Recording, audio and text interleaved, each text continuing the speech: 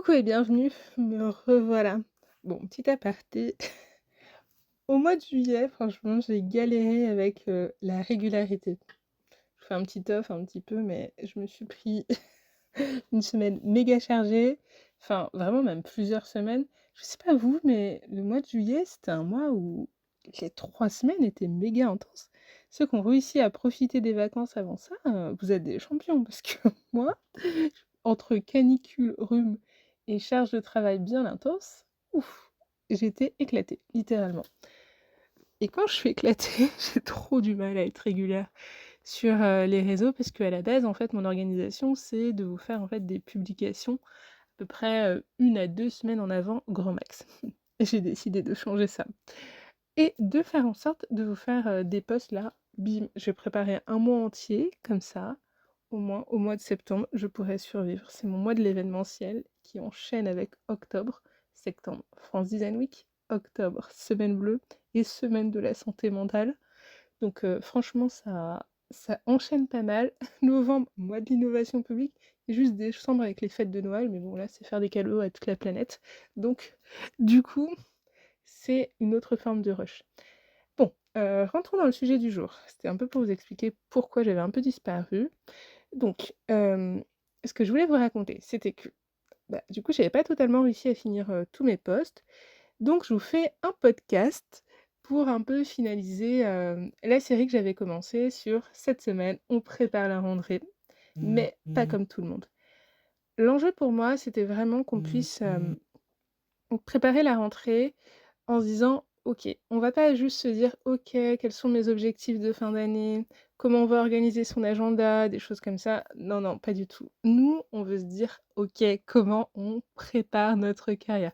Vous avez compris, c'est mon sujet chouchou, j'aime trop ça et surtout, en fait, je me rends compte qu'on a souvent une vision à court terme. Alors qu'en fait, le simple fait de réussir à pousser notre vision à ne serait-ce qu'1 an, 2 ans ou 3 ans, ça fait qu'on a une sorte de direction claire qui peut bien sûr évoluer.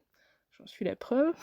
CF, les anciens podcasts et le début d'année 2026, voilà, d'émissions et compagnie.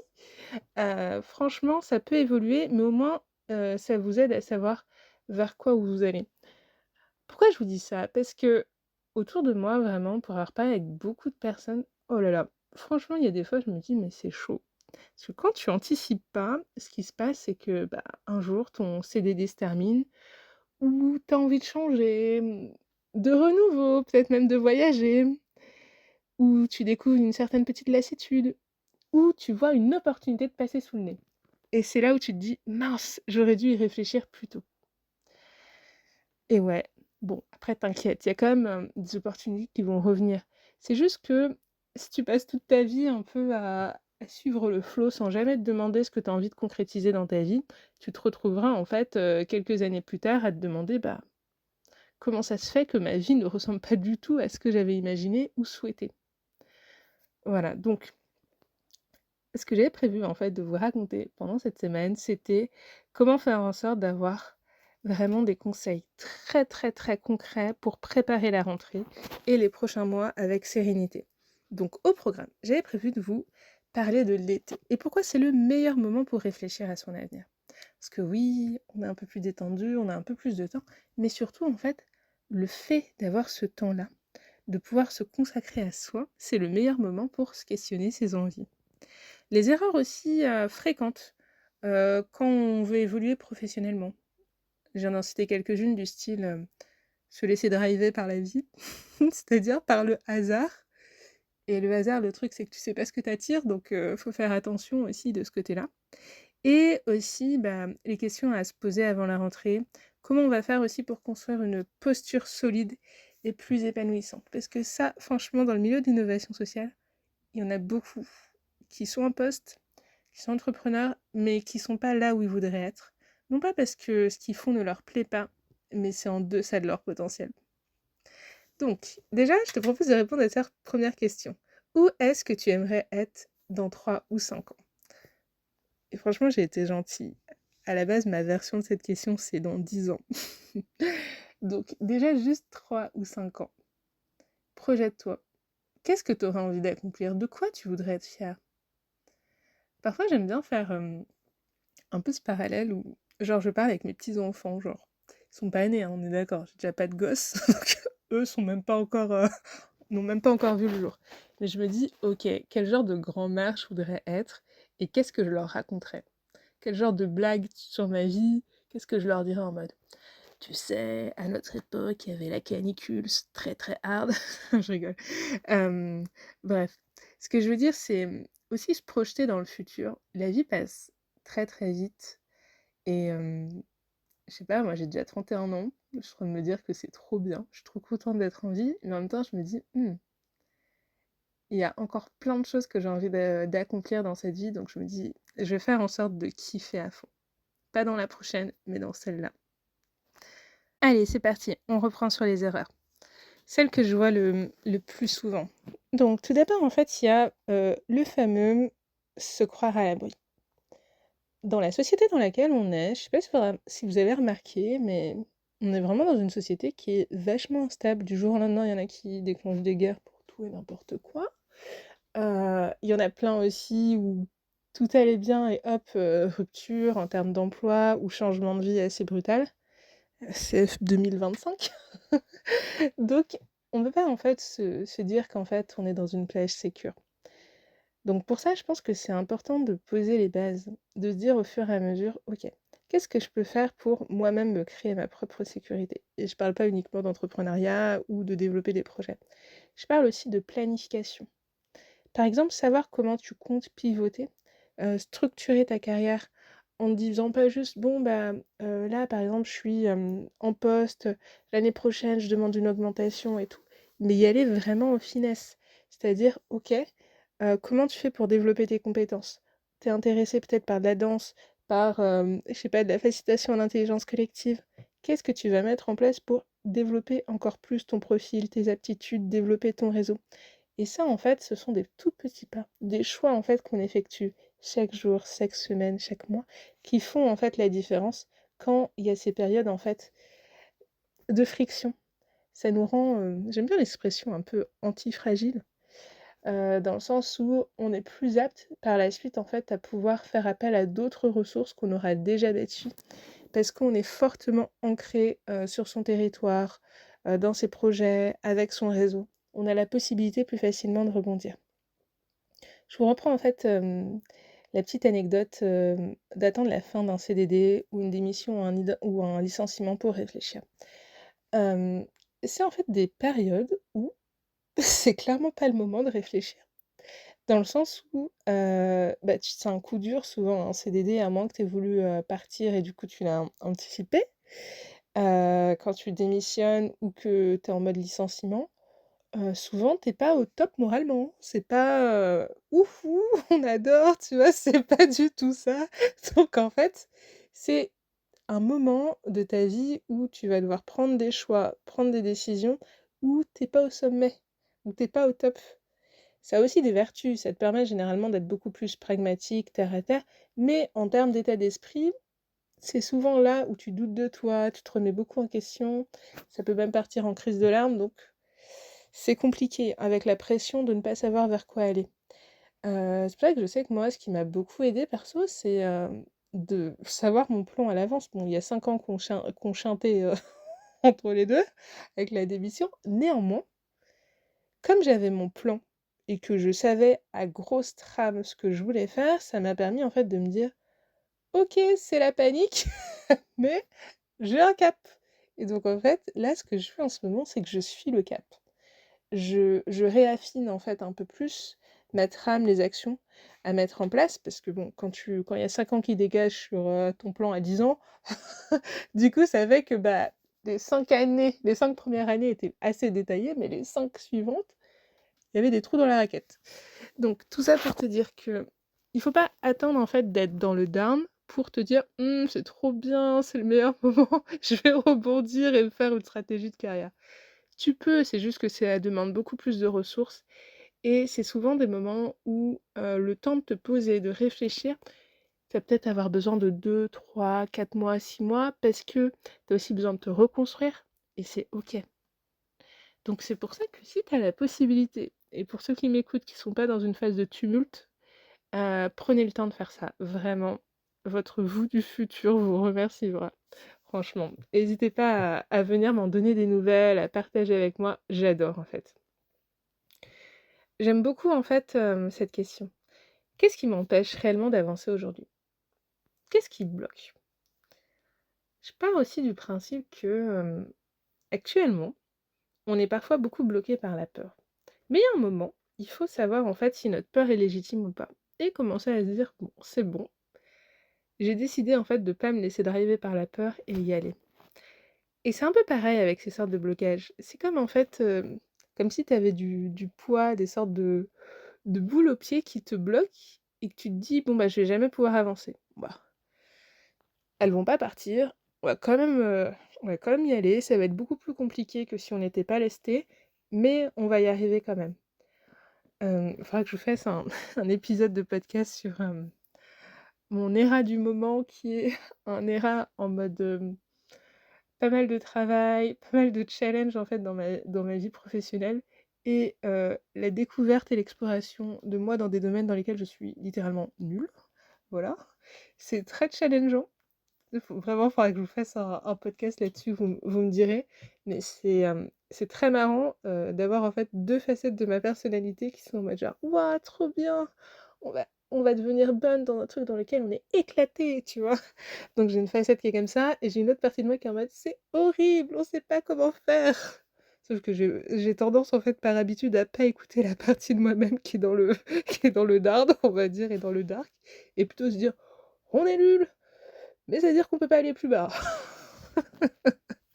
Bon, faudra que je vous raconte tout ça avec, l'histoire de recherche et tout, thèse et tout. Franchement, il y a des trucs assez comiques. Hem, tout ça pour vous dire que, bah, c'est normal en fait de pas savoir vers quoi on va. Ça veut pas dire du tout que vous allez pas y arriver, mais ça nécessite de se poser et d'entraîner son cerveau et son esprit à chercher les réponses.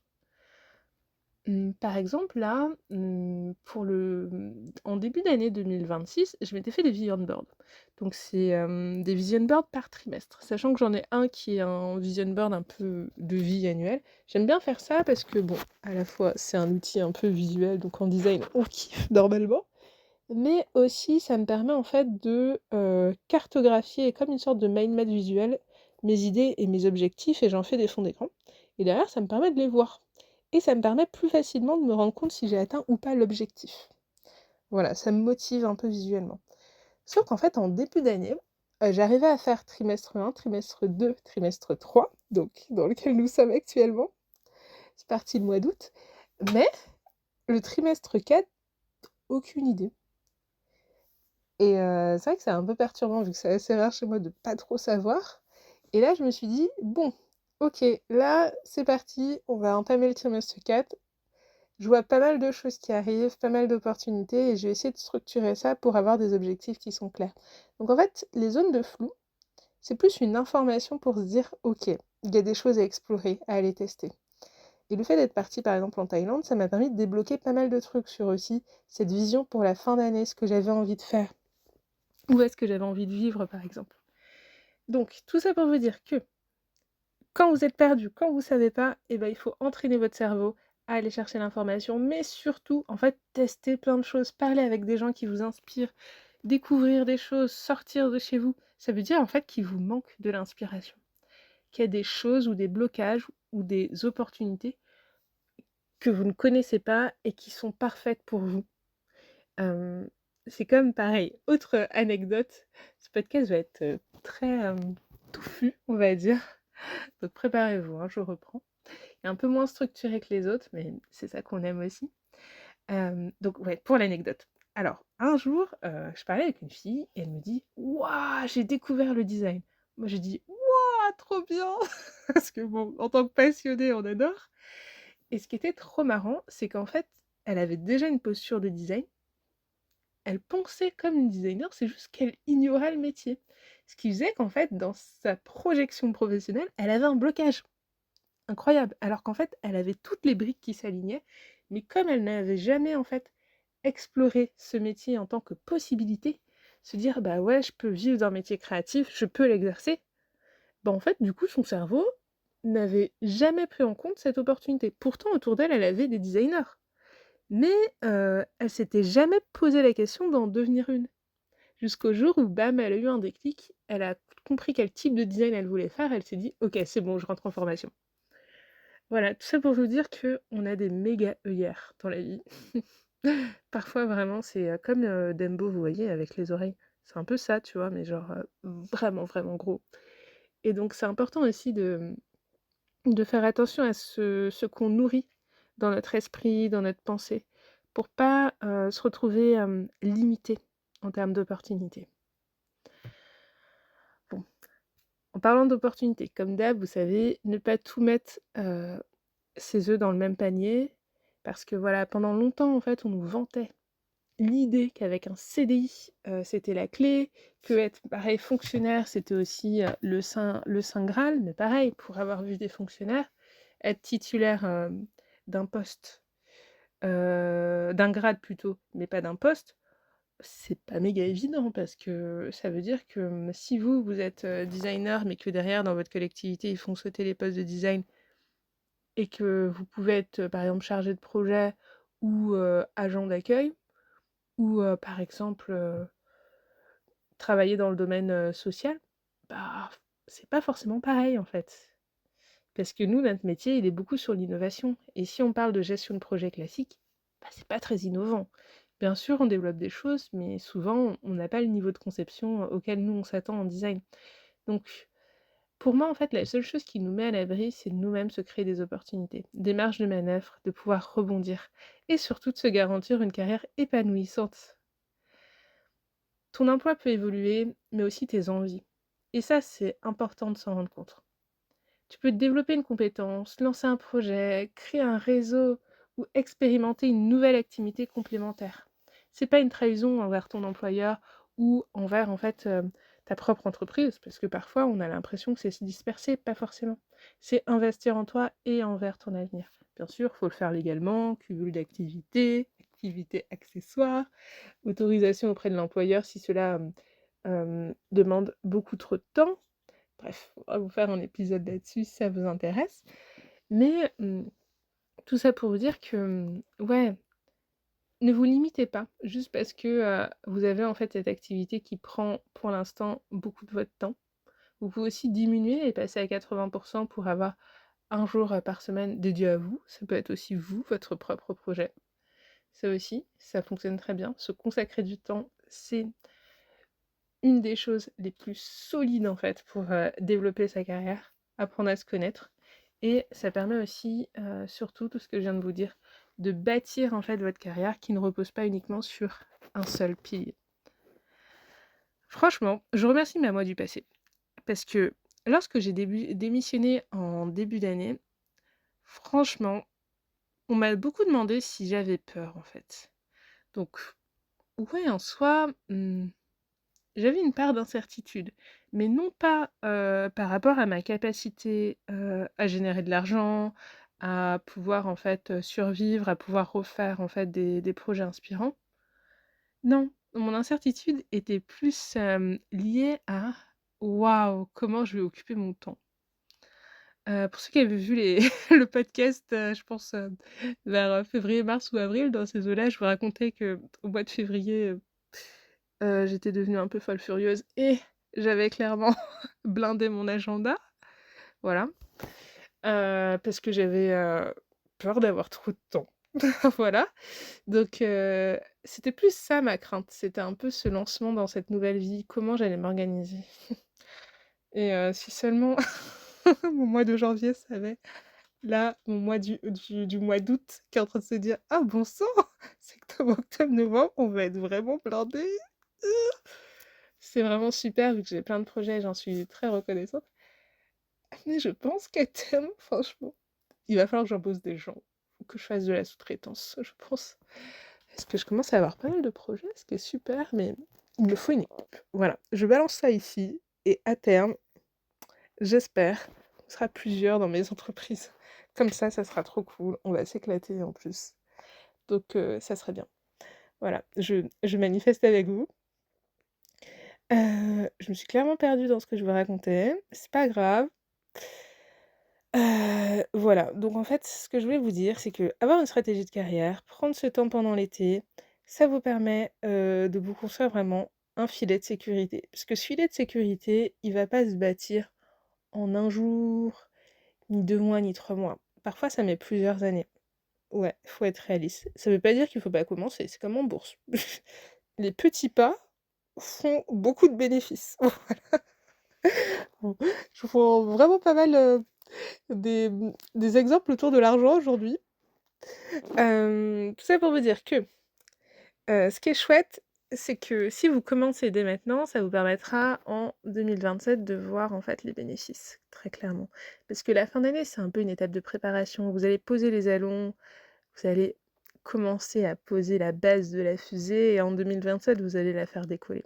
Plus d'opportunités, beaucoup plus, en fait, de reconnaissance de votre travail. Ça peut être, en fait, sur différentes choses. C'est pas forcément juste lancer des activités, mais c'est surtout vous développer. Ne pas vous limiter à ce que vous pouvez faire actuellement, mais vous dire: «OK, si j'avais l'opportunité de faire tous les métiers du monde, tout ce qui me passait par la tête, qu'est-ce que je ferais?» C'est ça la question et c'est de vous en donner les moyens pour kiffer cette vie. Après on est tous différents, mais bon, moi je m'adresse à des gens qui ont de l'ambition et qui ont pas envie de se limiter. Vous savez, moi je suis plutôt des profils multipotentiels avec qui j'échange et du coup, souvent, on n'a pas envie d'être juste dans une seule case. Si on peut en avoir 2-3 et s'éclater dedans et faire des mélanges entre, nos opportunités et nos profils, on adore. Bon, j'espère que ce podcast de reprise vous aura plu. N'hésitez pas, si vous avez des questions, c'est toujours un plaisir. Normalement, le mois d'août, ça va être bon, il y aura de nouveau du contenu, des podcasts réguliers, y compris sur la chaîne YouTube, des newsletters. Ah oui, et aussi, je vous ai pas dit, parce que au mois de juillet, j'ai aussi lancé mon club Design My Career. Donc un club d'entraide que vous pouvez rejoindre, il est trop cool, où on se fait des sessions un petit peu entre nous pour discuter, échanger et s'entraider. Parce que je suis persuadée que s'il y avait beaucoup plus d'entraide dans notre écosystème, il y a des choses qui iraient beaucoup plus vite, que ce soit la recherche d'emploi, les opportunités, tout ce que vous voulez et développer des compétences. Donc ne passez pas à côté de l'aide que vous pourriez fournir à autrui et surtout à vous-même. À bientôt, merci de m'avoir écouté.